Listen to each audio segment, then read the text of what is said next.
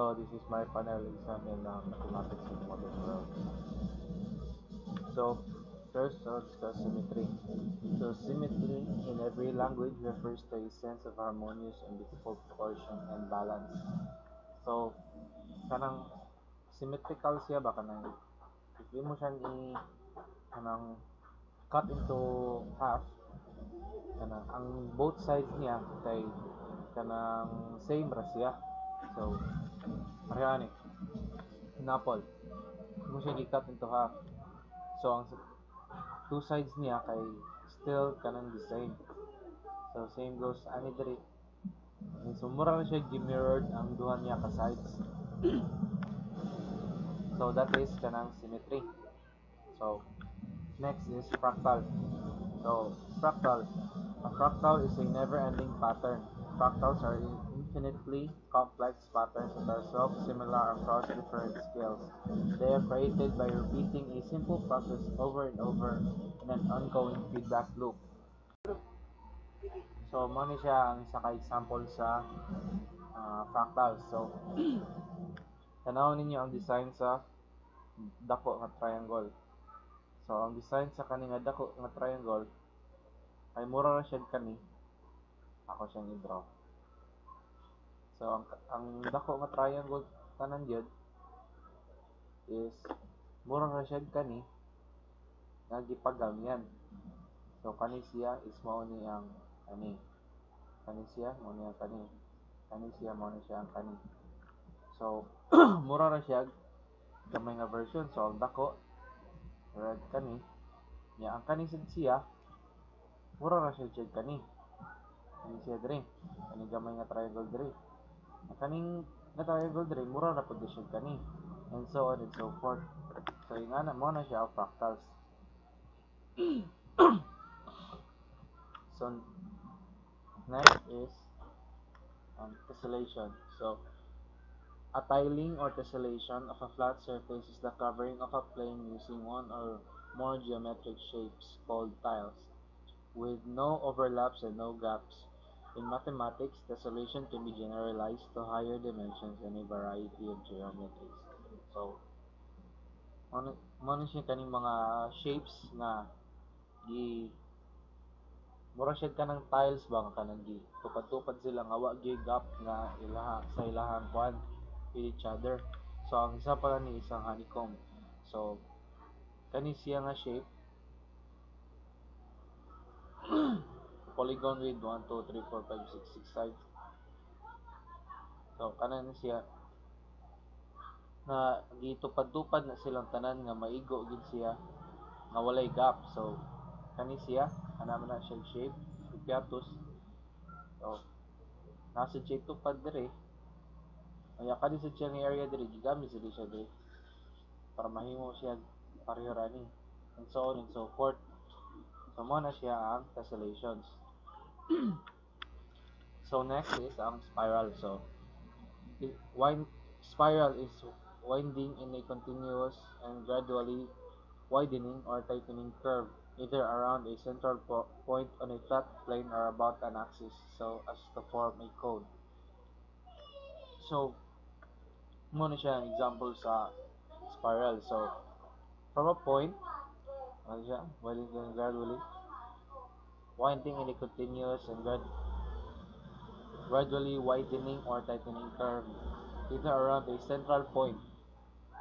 So mo ni siya ang central point and mo ni nag-gradually kuan siya anang gradually widening mo na siya hantod makapurma siya og as to form a cone. So mura na siya cone tanawon, mura kag nagtan-aw sa sud sa cone. Okay. So next is probability. Now, probability is the branch of mathematics concerning numerical descriptions of how likely an event is to occur or how likely it is that a proposition is true.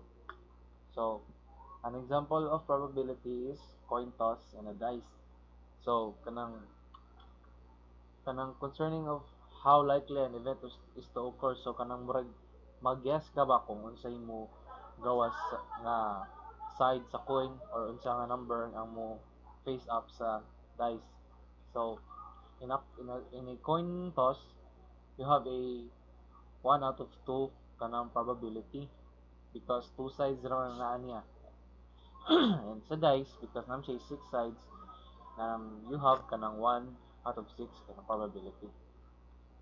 So next is geometrical design.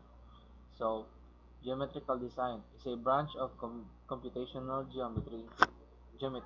It deals with the construction and representation of free-form curved surfaces or volumes and is closely related to geometric modeling. Core problems are curve and surface modeling and representation. So an example ani is kanang free-form ra siya. Kani kay simple ra ni siya nga geometric design pero pwede ra pud ni siya nga pareho ni kani siya triangle man ni siya nasa ubos. Then pormahon din mo siya diamond. So pwede ka maghimo-himog laing mga kanang pattern imuha basta using geometric shapes. Pwede siya nga after nimo sa triangle and after nimo sa diamond, pwede nimo siya himuon diring rectangle, depende ra nimo. So it all depends on the kanang nag-design. Pero kani nga example, simple lang ni siya nga geometric design. Mga kuha na rin siya triangles and kanang diamonds. So next is correlation. So in statistics, correlation or dependence is any statistical relationship, whether casual or not, between two random variables or bivariate data. In the broadest sense, correlation is any statistical association, though it commonly refers to the degree to which a pair of variables are linearly related. So, kamo ni siya sa kaning mga murag graph ba. So, kani example ni kani siya maning mga dots bisag dili kayo siya kanang line gyud kay makita gyud nato siya nga ang dots is kanang ascending padong sa taas. So meaning this is kanang low positive correlation kanang because although kanang dili siya kanang straight ka nga makita yun nimo nga ma-pattern gid siya nga ma-line siya ba, makita nato nga ang dots is ascending. So ang next is kani dili siya kanang na-line gid siya maayo pero makita sad nato nga ang dots is pasaka siya pero mas dili na siya scattered compared aning first. So ang tawag ni siya is high positive correlation. Now this is kanang ang dots kay na-line na gid siya ascending, mo ni siya tawag nga perfect positive correlation. Now mo rin siya sa negative. So kani siya padiscend ang lines bisag dili kayo siya line gid. So mo ni siya ang low nga negative correlation. Now kani siya wala man gid na siya pattern. Di niyo maingon og pa-ascend ba siya or pa-descend. So mo ni siya ang no correlation. So next is ang rhombus versus square. So what is a rhombus? A rhombus is a quadrilateral whose four sides all have the same length. Another name is equilateral, quadrilateral, since equilateral means that all of its sides are equal in length. So a plane figure so what a square is a plane figure with four equal straight sides and four right angles. So basically ang kalahian na gid aning nilang duha is a square and a rhombus has four equal sides, but ang square also has four equal equal angles. So puro sila 90 degrees. While ang rhombus only has kanang opposite angles that are the same. Pareha ani.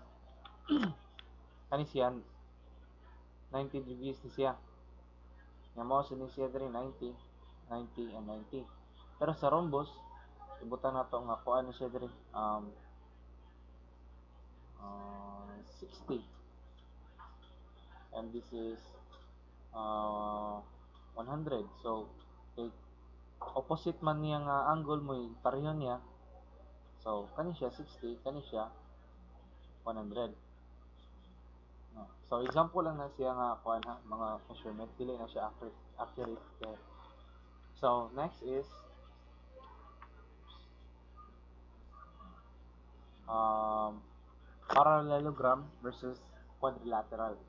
So ako lang sa i-summarize. In summary, a quadrilateral is any four-sided shape. A parallelogram, however, is a four-sided shape with opposite sides that are both parallel and equal in length. So, tanong sa example. Ningon sila nga, ang quadrilateral is any four-sided shape. So, meaning, kanin sila tanan, quadrilateral ni sila. Because four-sided man ni sila tanan.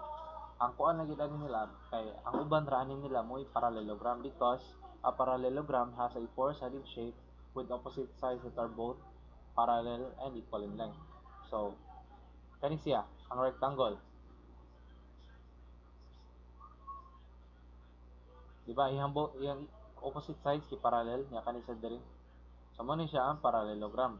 Same with square and same with rhombus. And mo ni siya. Oh. So, kani sila diri, dili ni sila mga parallelogram. Okay? So, next is trapezoid versus a triangle. So, what is a trapezoid? A trapezoid is a quadrilateral with only one pair of parallel sides. So, a triangle is a triangle. Triangle is a polygon with three edges and three vertices.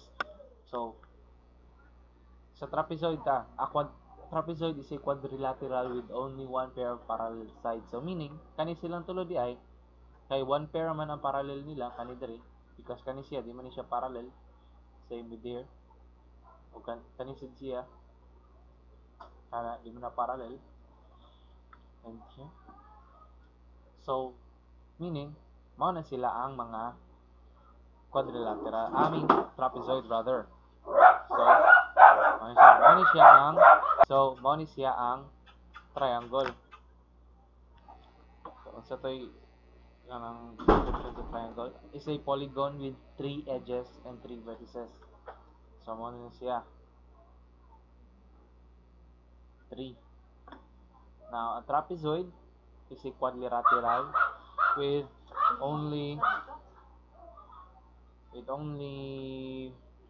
one pair of parallel sides. So mo na siya isa ra ka bukang parallel niya. Ang kani siya is this is not a parallel side. So that is all for my final exam in mathematics in Mountain World. Thank you.